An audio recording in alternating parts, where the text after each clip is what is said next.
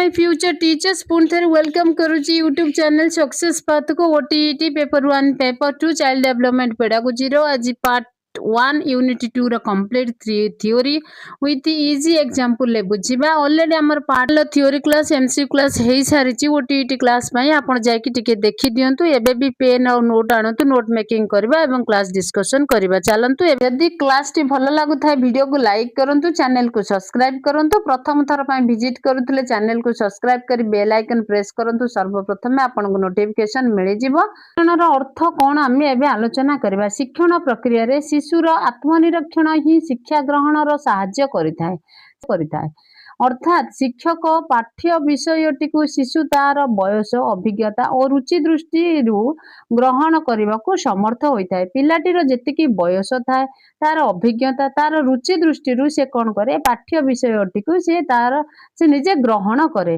तेणु श्रेणी गृह रे अनुकूल परिवेश सृष्टि न करबा जाए शिक्षादान कार्य संपादन करबा सहज हुए नहीं जे पर्यंत आम स्कूल आमर क्लास रे बा आमर श्रेणी गृह रे अनुकूल परिस्थिति जो परिस्थिति रे पिलांकु जो परिस्थिति पिलांकु ज्ञान आहरण करिबारे बा विषय टिकी बुझिबारे सहाय्य करे ताको अनुकूल परिवेश कुहा जाए क्लास बा श्रेणी गृह रे अनुकूल परिवेश सृष्टि कले ही शिक्षादान कार्य संपादन करिबा सहज हुए जदि अनुकूल परिवेश न थाए ताले सहज नुहे तेबे आग्रह अभ्यास मनोवृत्ति सामाजिक प्रति योजना और विभिन्न इंद्रिय लब्ध ज्ञान इत्यादि यही शिक्षण प्रक्रिया रे अंतर्गत शिक्षण प्रक्रिया रे किए आमर अंतर्गत टिके आलोचना करिबा प्रथम कथा हैला कि शिक्षण प्रक्रिया रे विभिन्न इंद्रिय लब्ध ज्ञान ता सहित मनोवृत्ति सामाजिक प्रतियोजना अभ्यास आग्रह ए सबू दरकार पड़े जो गोटे क्लासरूम पाए गोटे सक्सेसफुल क्लासरूम पाए ता सहित कौन कही शिक्षण उपरे विभिन्न मनोविज्ञानीकर मत प्रदत्त संज्ञारू ए बाबद आमर धारणा अधिक सृष्टि हुए कौ माने आमर जो मनोविज्ञानी माने अछंती बा आमर साइकोलॉजिस्ट माने अछंती से शिक्षण तत्व उपरे कौन कौन सब संज्ञा बा डेफिनेशन देइछंती ताकू टिके जदि आमे देखिबा ताले आमर धारणा बा आमर ज्ञान ए विषय टिके अधिक हेबो एवं क्वेश्चन भी आमर से विषय रु आसे आमे देखिबा शिक्षण सर संज्ञा गेट्स कौन कही एक कहला अनुभूति और प्रशिक्षण द्वारा आचरणगत परिवर्तन प्रक्रिया को ही शिक्षण कुआ जाए वेरी वेरी इंपोर्टेंट जहाँ मुझे दौची आमर से माने साइकोलॉजिस्ट माने की डेफिनेशन देइथिले शिक्षण को लेकिन से गोटे क्वेश्चन डेफिनेटली आपण पाइबे गेट्स आमर जने साइकोलॉजिस्ट से कही अनुभूति और प्रशिक्षण द्वारा निजर व्यवहार बा आचरण परिवर्तन प्रक्रिया को ही शिक्षण कुआ जाए नेक्स्ट आमर स्किनर कौन कही शिक्षण प्रगतिशील व्यवहार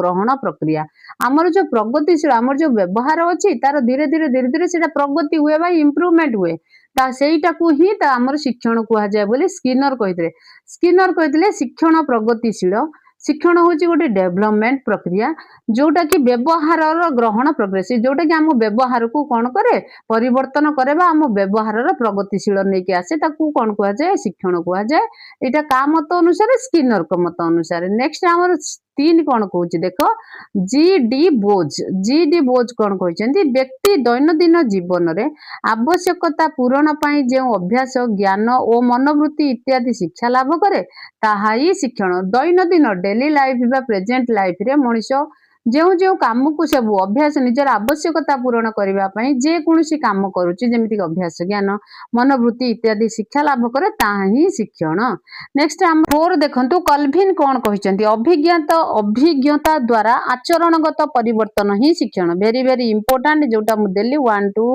3 4 या मन रखंतु बा नोट मेकिंग करंतु डेफिनेटली गोटे क्वेश्चन पाइबे एबे आमे आलोचना करिबा शिक्षणर परिपक्वता कौन शिक्षण एवं परिपक्वता उभय परिपूरक दुई जनक भितर शिक्षण को छाड़ी परिपूरक परिपक्वतार कौन माने ना परिपक्वता को छाड़ी शिक्षणर कौन माने ना आमर जदि लर्निंग थी से मैच्योरेशन थी जदि भी मैच्योरेशन थी से लर्निंग ही थी दुईटा जगह जदि जन गोटे शिशु पाखरे जदि परिपक्वता एवं मैच्योरेशन परिपक्वता बा मैच्योरेशन शिक्षण बा लर्निंग दुईटा जाक थाए ताले आमे जानिबा जे सी होजी गोटे गिफ्टेड स्टूडेंट अदरवाइज गोटे माने कोन कहंती भलो पिला बोली कहबा परिपक्वता एक स्वाभाविक प्रक्रिया जहा द्वारा परिपक्वता बा मैच्योरेशन द्वारा शिशुर अंतर्निहित गुण तथा व्यवहार स्वत परिवर्तन परिलक्षित हुए। शारीरिक परिपक्वता और अभिवृद्धि जो शिशु बसी शिखिबा एवं दौड़िबा को आरंभ करे। देखंतु जदि हमर शारीरिक परिपक्वता कथा कहिबा गोटे हला अंतर्निहित परिपक्वता आ गोटे हला शारीरिक परिपक्वता। शारीरिक परिपक्वता हेले आमे कोन करी आमे धीरे धीरे कोन करिबा धीरे धीरे स्ट्रांग हवा चलिबा काम करिबा बसिबा। छोट पिलाटी एग्जांपल कोन दे देख जेतेबेले शारीरिक परिपक्वता हुए सेतेबेले अभिवृद्धि जोगु ग्रोथ जोगु शारीरिक वृद्धि जोगु शिशु बसिबा शिखे दौड़िबा को आरंभ करे। एतद व्यतीत कथा कही शिखिबा कोनोसी वस्तुर रंग प्रति आग्रह प्रकाश करिबा खेल प्रति आग्रही हेबा मूलरे मध्य शिशुर मानसिक परिपक्वता थाए। मानसिक परिपक्वता कोउठी देखिबाको हमकु मिले जेतेबेले से कथा कहि शिखे जेतेबेले कोनोसी गुटे रंग ताकू भलो लागे जेतेबेले से खेल प्रति आकृष्ट हुए सेतेबेले आमे जानिबा तार मानसिक परिपक्वता हेची।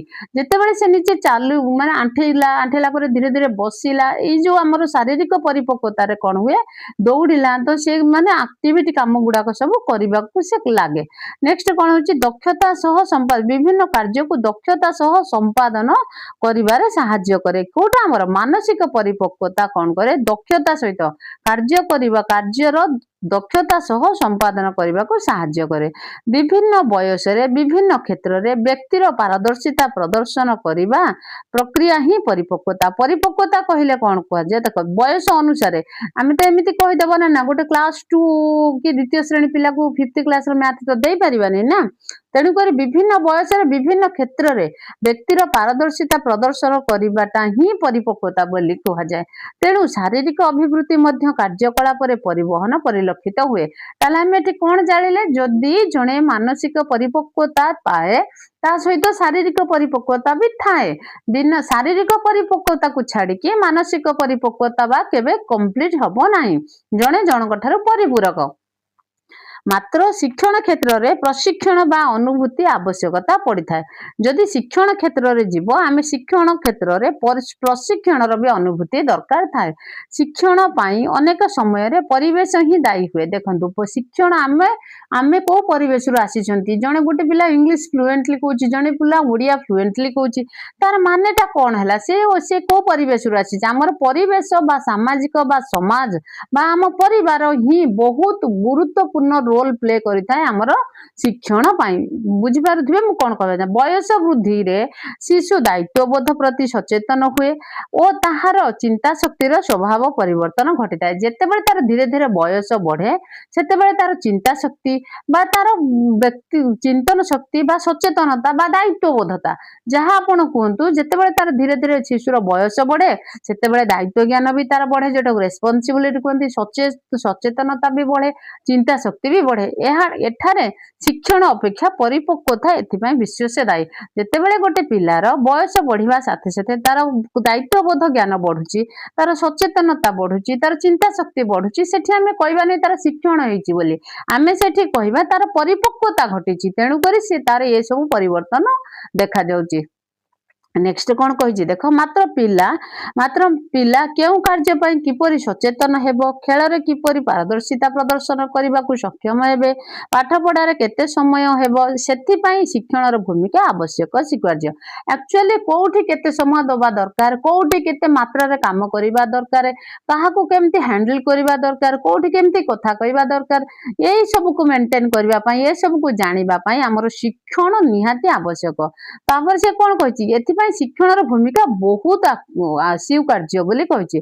तेबे परिपक्वता प्रति ध्यान दे शिशुर शिक्षादान कले शिक्षण अधिक सफल हेबो। एबे आपण जानि पारुथिबे आम शिक्षण केतेबेले अधिक सफल हुए आमे देखिबा पिलाटा पिलार परिपक्वता शिशुर परिपक्वता अछि कि नाही। सपोज आमे एबे 5 को परीक्षा देबा से जे से 2 को परीक्षा जानिछि ना 5 टा कोन जानिछि ना नंबर जानिछि ना मल्टीपल माने गुणन जानिछि ना जदि से मिशाण हरण फेड़ाण जानी तार परिपक्वता ही कहबो से 5 को परीक्षा शिखु बा से भल मैथमेटिक्स करू। तेणु करी हमर जदि परिपक्व सफल जणे शिक्षण अधिक सफल कल देखो शिशुर शिक्षादान तेबे परिपक्वता प्रति ध्यान दे शिशुर शिक्षादान कले शिक्षण अधिक सफल बा उत्तीर्ण होबो। वेरी वेरी इंपोर्टेंट यही लाइन लो क्वेश्चन आसे। एबे आलोचना करबा नेक्स्ट। ଏବେ ଆଲୋଚନା କରିବା ଶିକ୍ଷଣ ପ୍ରକ୍ରିୟାର ସାଧାରଣ ବୈଶିଷ୍ଟ୍ୟ ମାନ ସବୁ।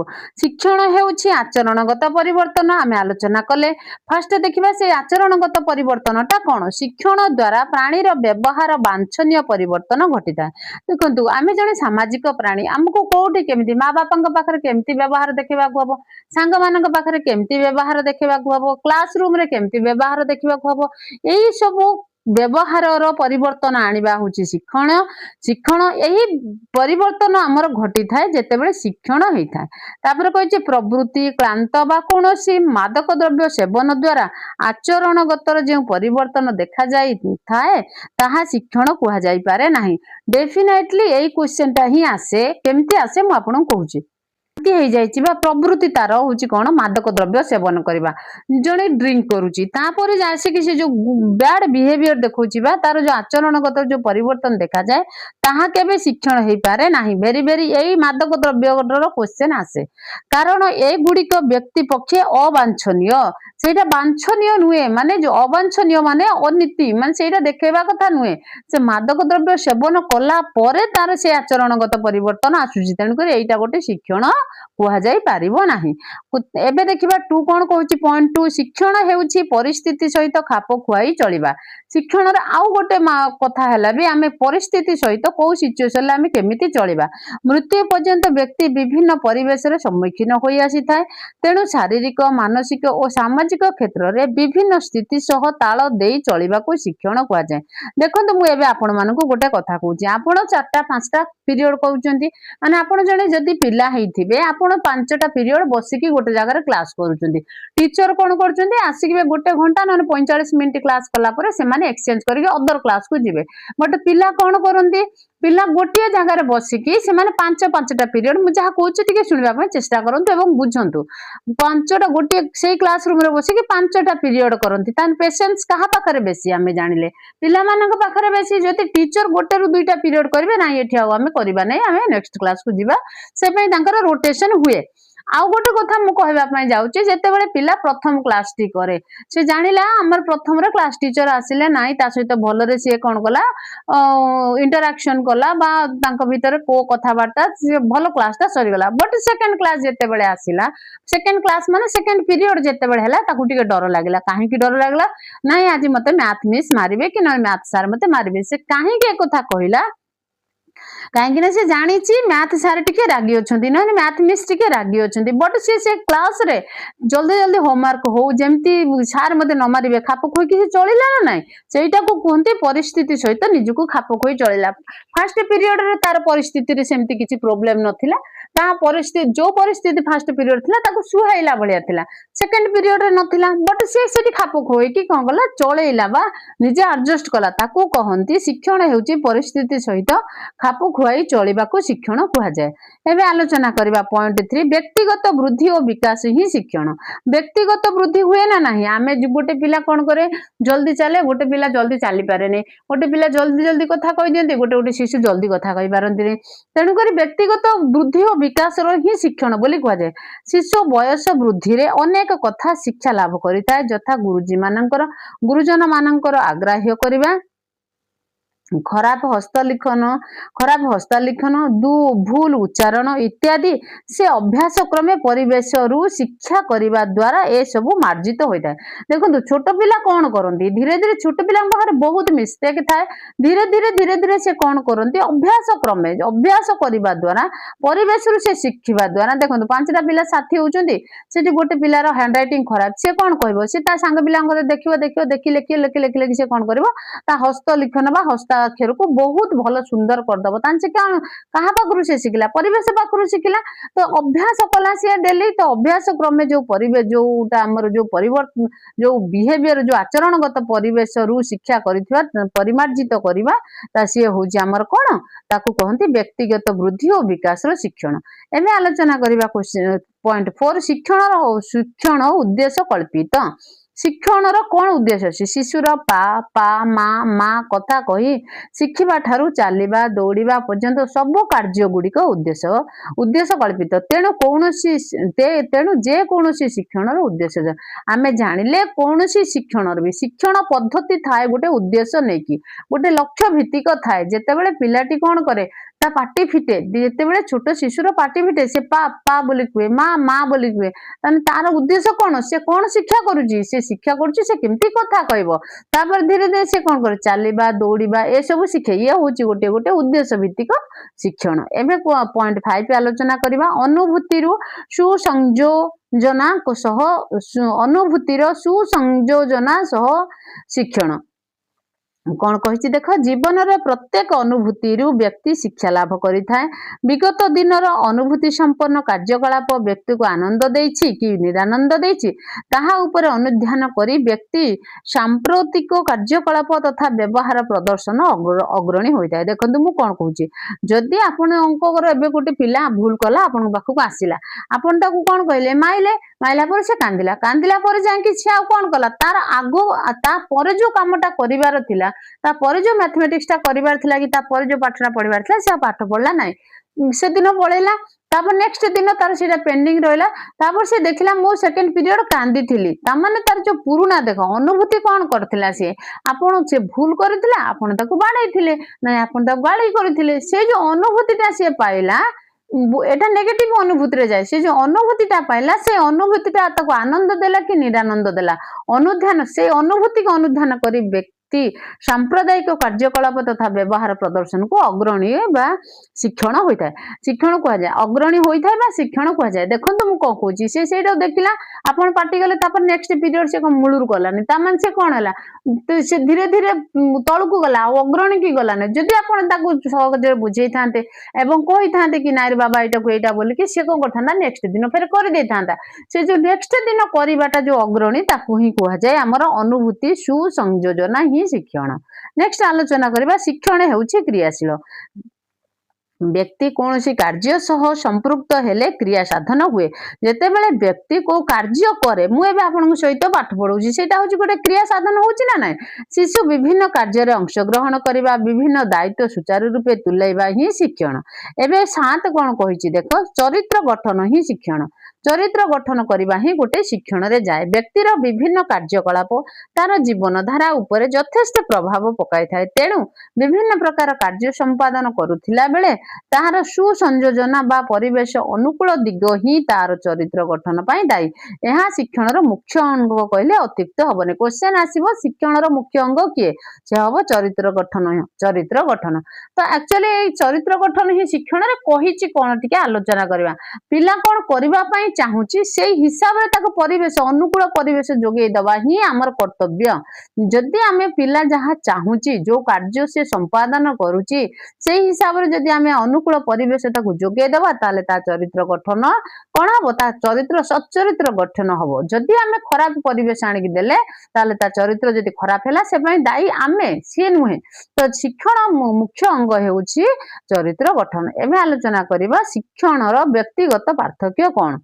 व्यक्ति प्रत्येक व्यक्ति ठारू रूप आकृति व्यवहार रे भिन्न देखंतु कौन सी को दुई जन समान नथांती तांकर रूप देखिबे तांकर चिंताधारा देखिबे तांकर दृष्टिकोण आग्रह देखिबे ए सबुत एवं चिंताधारा इत्यादि विभिन्न दृष्टि भिन्न भिन्न बोली परिलक्षित होइताय कौन सी एक व्यक्ति सहित समान नुहे तांकर चिंताधारा तांकर रूप व्यक्तिगत पार्थक्यर प्रकृति को प्रकृति नहीं कि व्यक्तिगत पार्थक्य देखा जाए व्यक्तिर शारीरिक मानसिक आवेगिक गुण परिमाप करी व्यक्ति केउ स्तर स्थिर करा जाए तापर व्यक्तिर पार्थक्य देश काल पात्र मध्य सीमित होई न थाए व्यक्तिर पार्थक्य कहूछि क्वेश्चन पॉइंट 3 कहछि व्यक्ति परस्पर ठारू कोनोसी निर्दिष्ट गुण रे संपूर्ण पृथक नुहंती अधिकांश परस्पर मध्य निर्दिष्ट परिमाणगत पार्थक्य रहिछि देखंतु कोनोसी निर्दिष्ट गुण रे संपूर्ण अलग नथांती किंतु अधिकांश कोन थाए परस्पर मध्य निर्दिष्ट परिमाणगत के बेसी रागी के टिके बेसी सहनशीलता कि आपको टिके भलो हसी कि परिवेश मैनेज करि पारे के मैनेज करि पारे नै ता माने गुण सेठी थाए अलका गुण किछि न थाए का पाखरे कोटा बेसी थाए का पाखरे कोटी कम थाए। पॉइंट 4 कहछि व्यक्तिगत प्रत्येक व्यक्ति अन्य व्यक्ति थारु एक निर्दिष्ट क्षेत्र रे मध्ये भिन्न देखंतु मोर रुचि कोन आपनकर रुचि कोन आपन को भले पाठ पढिया को भल लागे तेणु कर दुईटा व्यक्ति मध्य किछि ना किछि गोटे डिफरेंस थाए। 5 कहछि एतद व्यतीत जने व्यक्ति मध्य विभिन्न प्रकार प्रतिभा भितर मध्य पार्थक्य थाए देखंतु विभिन्न प्रकार अभ्यास जने मनुष्य भितर ଦେଖନ୍ତୁ ପ୍ରଲକ୍ଷଣ ଗୁଡିକ ମଧ୍ୟ ଅଲଗା ଅଲଗା ଥାଏ। ବ୍ୟକ୍ତିଗତ ପାର୍ଥକ୍ୟର ପ୍ରକାର ଭେଦ କେତେ ପ୍ରକାର ବ୍ୟକ୍ତିଗତ ପାର୍ଥକ୍ୟ ରହିଛି ବୋଲି କହିଛି। ଏ କହିଲା ଶାରୀରିକ ପାର୍ଥକ୍ୟ। ଶାରୀରିକ ପାର୍ଥକ୍ୟ ରହୁଛି ମୋଟା ପତଳା କଳା ଗୋରା ଡେଙ୍ଗା ବାଙ୍ଗରା ଆଦି ଏସବୁ ଯାଏ ଶାରୀରିକ ପାର୍ଥକ୍ୟ। ମାନସିକ ପାର୍ଥକ୍ୟ କହିଲେ କେତେ ବ୍ୟକ୍ତି ବୁଦ୍ଧିଆ ଥାନ୍ତି, କେତେ ବ୍ୟକ୍ତି ତାର ତୀକ୍ଷ୍ଣ ବୁଦ୍ଧି ସମ୍ପନ୍ନ ଥାନ୍ତି, ଆଉ କେତେ ବୁଦ୍ଧି ମାନେ ଅଳ୍ପ ବୁଦ୍ଧି ଥାଏ ଏବଂ ଆଉ କେତେକ ବୋକା ଦେଖାଯାଆନ୍ତି। ତେଣୁ ବୁଦ୍ଧିର କମ ବେଶୀ ହେଉଛି ବ୍ୟକ୍ତିଗତ ମଧ୍ୟରେ ପାର୍ଥକ୍ୟ। ଗୋଟେ ପାର୍ଥକ୍ୟ ମାନସିକ ପାର୍ଥକ୍ୟ କହିଲେ ବି ଚଳେ। ଶିକ୍ଷଣ କ୍ଷେତ୍ରରେ ବ୍ୟକ୍ତିର ଭେଦରେ ମଧ୍ୟ ପାର୍ଥକ୍ୟ ପରିଦୃଷ୍ଟିତ ହୋଇଥାଏ। କେତେକ ଶିକ୍ଷାର୍ଥୀ ଶିକ୍ଷା ଗ୍ରହଣ ପାଇଁ ଅଧିକ ଆଗ୍ରହ ପ୍ରକାଶ କରିଥିବା ବେଳେ ଆଉ କେତେକ ବିମୁଖ ଭାବରେ ପୋଷଣ କରିଥାନ୍ତି। ଦେଖନ୍ତୁ କିଛି ଥାନ୍ତି ଆଗ୍ରହ ସହିତ ପାଠ ପଢନ୍ତି, କେତେ ଥାନ୍ତି ବାଧ୍ୟବାଧକତାରେ ପାଠ ପଢନ୍ତି। ସେହିପରି କେତେକ ଛାତ୍ର ଶୀଘ୍ର ପାଠ ମନେ ରଖୁଥିବା ବେଳେ ଆଉ କେତେକ ଖୁବ ଡେରିରେ ପାଠ ମନେ ରଖିଥାନ୍ତି। ତା ଛଡା କେତେକ ଛାତ୍ର ପ୍ରତିଭାଶାଳୀ ଥିଲେ ମଧ୍ୟ ଅନ୍ୟ କେତେକ ମନ୍ଥରଗାମୀ ବା ଯୋଉଟାକୁ ଆମେ ଆଭରେଜ ବା ବିଲୋ ଆଭରେଜ ବା ଅନଗ୍ରସର ଥାନ୍ତି। କେତେ ଆମର ପିଲାମାନେ କଣ କରନ୍ତି ଗିଫ୍ଟେଡ ଷ୍ଟୁଡେଣ୍ଟ ଥାନ୍ତି, କେତେ ଆମର ମନ୍ଥର ଗତି ଯୋଉଟା କହନ୍ତି ବା ଅନଗ୍ରସର ବି ଥାନ୍ତି। ଆଗ୍ରହ ଦେଖିବା ଯୋଉଟାକୁ ଆମର କଣ କହନ୍ତି ଆଗ୍ରହ ବା ଅଭିରୁଚିରେ ମଧ୍ୟ ଶିକ୍ଷାର୍ଥୀ ମଧ୍ୟରେ ପାର୍ଥକ୍ୟ ରହିଥାଏ। ଦେଖନ୍ତୁ କାହାର କୋଉଠି ଆଗ୍ରହ ଅଛି, କିଏ କଣ କରିପାରିବ, କିଏ ସାଇନ୍ସ ଭଲ ପଢିବ ତାର ସାଇନ୍ସରେ ଆଗ୍ରହ ଅଛି, କିଏ ଓଡିଆ ଭଲ ପଢିବ ତାର ଓଡିଆରେ ଆଗ୍ରହ ଅଛି, କେତେବେଳେ କ୍ରୀଡା ପ୍ରତି ଆଗ୍ରହ ଥାଏ ତ କେତେବେଳେ ଲେଖାଲେଖି ପ୍ରତି, ଚିତ୍ରକଳା ସଙ୍ଗୀତ ଏବଂ ନାଟକାଭିନୟ ପ୍ରତି ମଧ୍ୟ ଆଗ୍ରହ ପରିଦୃଷ୍ଟିତ ହୋଇଥାଏ। ସେହିପରି କେତେକ ଛାତ୍ରଙ୍କର ଗଣିତ ବା ବିଜ୍ଞାନ ପ୍ରତି ବିଶେଷ ଆଗ୍ରହ ଥିଲାବେଳେ ଅନ୍ୟମାନଙ୍କର ସାହିତ୍ୟ ବା ସାମାଜିକ ଶିକ୍ଷା ପ୍ରତି ଆଗ୍ରହ ଥାଏ। ଦେଖନ୍ତୁ ଇଣ୍ଟରେଷ୍ଟ କାହାର କୋଉ ଇଣ୍ଟରେଷ୍ଟ ଅଛି, କିଏ ଖେଳିବାରେ ଇଣ୍ଟରେଷ୍ଟ କରେ, କିଏ ଲେଖାଲେଖିରେ, କିଏ ଡ୍ରଇଂରେ, କିଏ ଗୀତ ଗାଇବାରେ, କିଏ ନାଟକ କରିବାରେ, ଏସବୁ ଗୋଟେ ଗୋଟେ ପିଲାର ଗୋଟେ ଗୋଟେ ଇଣ୍ଟରେଷ୍ଟ ଯୋଉଟାକୁ ଆଗ୍ରହ ବୋଲି କୁହାଯାଏ। ତେଣୁକରି ଆଗ୍ରହ ହିସାବରେ ବି ଆଗ୍ରହ ବା ଅଭିରୁଚି ହିସାବରେ ମଧ୍ୟ ଶିକ୍ଷାର୍ଥୀ ମଧ୍ୟରେ ଡିଫରେନ୍ସ ଥାଏ। ଏବେ ଆଲୋଚନା କରିବା ଯୌନଗତ ପାର୍ଥକ୍ୟ। ଯୌନଗତ ପାର୍ଥକ୍ୟ କଣ? ଯୌନଗତ ପାର୍ଥକ୍ୟ ଯୋଗୁଁ ବାଳକ ମାନଙ୍କ ଅପେକ୍ଷା ବାଳିକା ମାନେ ଅଧିକ ଭାବପ୍ରବଣ ମାନେ କଣ ଇମୋସନାଲ। ଯଦି ଆମେ ଯୌନଗତ ପାର୍ଥକ୍ୟରେ ଦେଖିବା ପୁଅ ପିଲାଙ୍କ ଠାରୁ ଝିଅ ପିଲାମାନେ ବହୁତ ଭାବପ୍ରବଣ, ଯୋଉ ବାଳିକା ହଉଛନ୍ତି ଝିଅ ପିଲା ଭାବପ୍ରବଣ ଦେଖାଯାନ୍ତି। ପଠନ, ହସ୍ତଶିଳ୍ପ, ରଚନା ଏବଂ ଗାଣିତିକ ସଂଗଠନ କ୍ଷେତ୍ରରେ ବାଳିକା ମାନେ କୃତିତ୍ୱ ପ୍ରଦର୍ଶନ କରିଥିଲା ବେଳେ ଗାଣିତିକ ଯୁକ୍ତି କ୍ଷେତ୍ରରେ ବାଳକ ମାନେ ଆକ୍ଚୁଆଲି ଭାବପ୍ରବଣ ହେଇଥିବାରୁ ସେମାନେ କଣ କରିଥାନ୍ତି, ପଠନ, ହସ୍ତଲିପି, ରଚନା ଏ ସବୁଥିରେ ବାଳିକା ମାନେ କଣ କରନ୍ତି କୃତିତ୍ୱ ଅର୍ଜନ କରିଥାନ୍ତି। ବଟ ବାଳକ ମାନେ ଗଣିତର ଯୁକ୍ତି କ୍ଷେତ୍ରରେ କୃତିତ୍ୱ ଅଧିକ ପାରଦର୍ଶିତା ଦେଖେଇଥାନ୍ତି। ଏପରିକି ଯୌନ ଜୀବନରେ ଯୁବକ ମାନଙ୍କ ପରି ଯୁବତୀ ମାନଙ୍କ ଠାରେ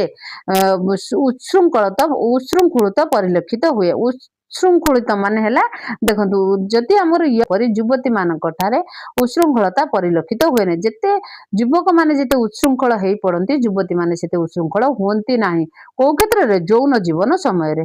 ଏବେ ଦେଖିବା ଦେଶ ଓ ଜାତିଗତ ଭିତରେ ପାର୍ଥକ୍ୟ। ବିଭିନ୍ନ ଦେଶ ଓ ଜାତିର ଲୋକଙ୍କ ଭିତରେ ବେଶଭୂଷା, ଆଚାର ବ୍ୟବହାର, ପରିଚଳନ, ନେକ୍ସଟ ଚରିତ୍ର, ବ୍ୟକ୍ତିତ୍ୱ ଏବଂ ଦୈହିକ ଗଠନ ଭିତରେ ମଧ୍ୟ ପାର୍ଥକ୍ୟ ଦୃଷ୍ଟି। ଏପରି ପ୍ରାଚ୍ୟ ଏବଂ ପାଶ୍ଚାତ୍ୟ ଜୀବନ ମଧ୍ୟରେ ଅନେକ ପାର୍ଥକ୍ୟ ଅଛି। ଦେଖନ୍ତୁ ଦେଶ ଓ ଜାତିଗତରେ ମଧ୍ୟ ପାର୍ଥକ୍ୟ ଅଛି। ବୟସ କ୍ଷେତ୍ରରେ ବି ପାର୍ଥକ୍ୟ ଅଛି, ତାରତମ୍ୟ ଅଛି। ବୟସ ହିସାବରେ ଛାତ୍ରଛାତ୍ରୀ ମାନଙ୍କ ମଧ୍ୟରେ ବୟସର ତାରତମ୍ୟ ଦୃଷ୍ଟିରୁ ସେମାନଙ୍କର ଶାରୀରିକ, ମାନସିକ ଓ ସାମାଜିକ ବିକାଶ ପରିପକ୍ୱତା ଆସିପାରି ନଥାଏ। ତେଣୁ ସେମାନଙ୍କର ଦକ୍ଷତା ଏବଂ ବୃଦ୍ଧିରେ ମଧ୍ୟ ପାର୍ଥକ୍ୟ ପରିଲକ୍ଷିତ ହୋଇଥାଏ। ଦେଖନ୍ତୁ କାହାର 16 ବର୍ଷ ଥିବ, କାହାର 14 ବର୍ଷ ଥିବ। 10th କ୍ଲାସ କହୁଛି 14 ବର୍ଷର ଶରୀର ଯେତିକି ବୃଦ୍ଧି ପାଇଥିବ 16 ବର୍ଷ ସେ ତାଠାରୁ ଅଧିକ ହେଇଥିବ। 16 ବର୍ଷର ମାଇଣ୍ଡର ଯେତିକି ବୁଦ୍ଧି ଥିବ ମାନେ ମାନସିକ ସ୍ଥିର ଯେତିକି ଥିବ ସିଏ 14 ବର୍ଷର ପିଲା ମାନସିକ ନନ୍ ପ୍ରଭୃତି ମନସ୍ତତ୍ତ୍ୱବିତ୍ ମାନେ ବିଭିନ୍ନ ପରୀକ୍ଷା ନିରୀକ୍ଷା କରିଛନ୍ତି। ଦେଖନ୍ତୁ ଏମିତି ବିଭିନ୍ନତା କାହିଁକି ଦେଖାଯାଏ ବ୍ୟକ୍ତି ପାଖରେ, ଏତେ ପାର୍ଥକ୍ୟର କାରଣ କଣ? ତା ପାଇଁ ଆମର ଜେନସନ ଗାଲ୍ଟନ, ନେକ୍ସଟ ଆମର କାଲିକା, ନେକ୍ସଟ ହଉଛି ନନ୍। ସେମାନେ କଣ କରୁଛନ୍ତି, ଏମାନେ ହଉଛନ୍ତି ଜଣେ ମନସ୍ତତ୍ତ୍ୱବିତ୍ ମାନେ ସେମାନେ ବହୁତ ପରୀକ୍ଷା ନିରୀକ୍ଷା କରିଛନ୍ତି। ନିମ୍ନରେ କେତେ କାରଣ ସମ୍ବନ୍ଧରେ ଉଲ୍ଲେଖ ବି କରିଛନ୍ତି। ଯେତେବେଳେ ସିଏ ଆଲୋଚନା କଲେ କିଛି କାରଣ ବି ତାଙ୍କୁ ମିଳିଲା, ଯେମିତି ହେଲା ବଂଶଗତ କାରଣ ଯୋଗୁଁ ବ୍ୟକ୍ତି ମଧ୍ୟରେ ମଧ୍ୟ ଡିଫରେନ୍ସ ଦେଖାଯାଏ ବୋଲି ସେ କହିଥିଲେ। ଏବେ ଆଲୋଚନା କରିବା ନେକ୍ସଟ। विद्यालय समाज तथा सामाजिक परंपरा और चलनी को बुझाई थाए। यही सब परिवेष्टि जेमिति थाए तांग भितर पार्थक्य मध्य सेमती देखा जाए। ता सहित बयस व्यक्तिगत पार्थक्यर अन्यतम कारण बोली मध्य विवेचित होइथाए। बयस भेदरे व्यक्तिर शारीरिक मानसिक एवं आवेगिक गुण गुड़िकर विकास और अभिवृद्धि घटी थाए।